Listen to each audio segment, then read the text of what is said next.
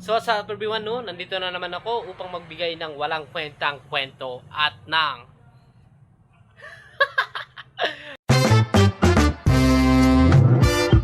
So guys, no, nandito nga po ako sa harapan ninyo upang maibahagi ang aking walang kwentang kwento. Dahil ngayong gabi nga guys, pag-uusapan natin yung mga iba't ibang uri ng klase ng bumibili sa mga tindahan. Kaya tara, watch out na lang tayo dito guys. So minsan, hindi talaga natin maiwasan yung mga taong umutang pa rin. Kahit meron na nakalagay na karatula na no credit or bawal umutang. Example na lang ito guys. Di ba utang naman? Ano? Uutang ka na naman? Bayad lang ako ya. Mamaya ya. Hindi mo pa gani nababayaran ng utang mo. Tapos utang ka na naman. Totoo, promise. Ay, hindi pwede. Bawal yan dito. Wala ba akong buwan naman oh.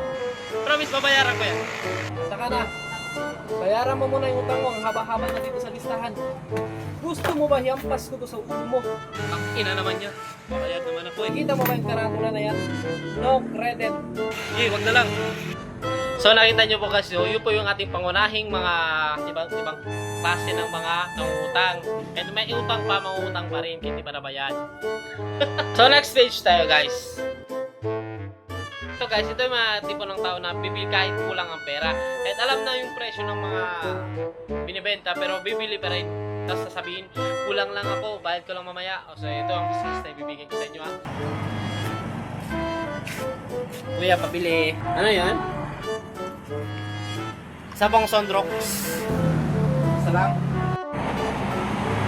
At 1 kilo bigas ya.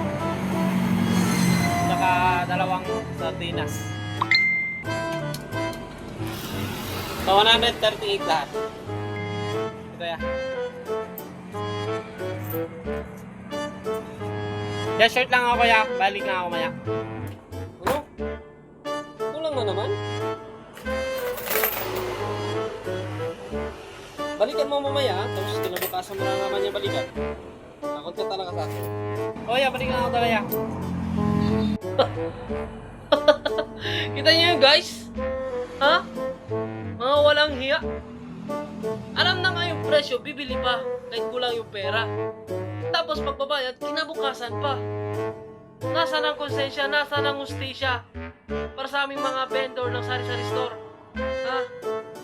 Kunti na lang gani ang kinikita ng sari-sari store. Kukulangan nyo pa.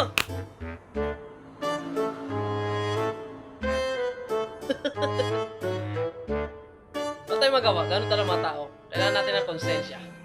Ay, pasensya pala. So next page tayo guys, ito yung mga taong nangihiram na yung pera tapos mag-iwan ng mga gamit para sabihin legit talaga sila. So tayo naman, dahil nga meron silang iniwan ng mga pera ng mga gamit, so papahiram natin. Dahil sasabihin nga, bibigyan na mamaya tapos ilang araw pang umipas bago nila may bigay. Ito guys, experience ko to guys, no? Yung isang araw guys, may umiram sa akin dito ng 500 pesos. Tapos, iniwan niya yung lisensya niya. Tapos ako, sige, lisensya to eh. Makalagang bagay to. Iniwan niya. Tapos tinanggap ko, sabi ko, babayaran yung naman to bukas. Ano nga, binigay ko na. Pera, binigay niya sa akin, lisensya. So, pagkatapos guys, no, nagtaka ako bakit wala pa hanggang ngayon yung iwan ng lisensya at naghiram ng pera. So, ako, medyo nagduda na ako. Pero hindi talaga natin maiwasan na magduda guys. No, dahil nga, wala. Small business owner lang tayo eh.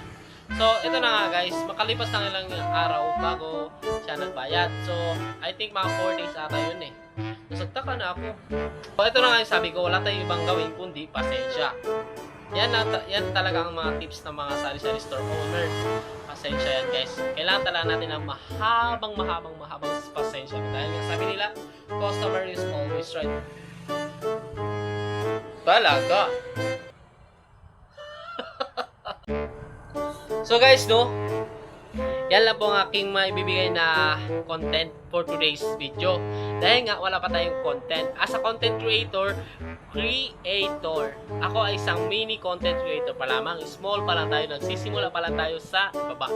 What if one day makamit natin yung taas? O diba? Alam nyo ba ang goal ko bakit ako nag-vlog? At pumasok sa content creation? Ha? Alam nyo ba?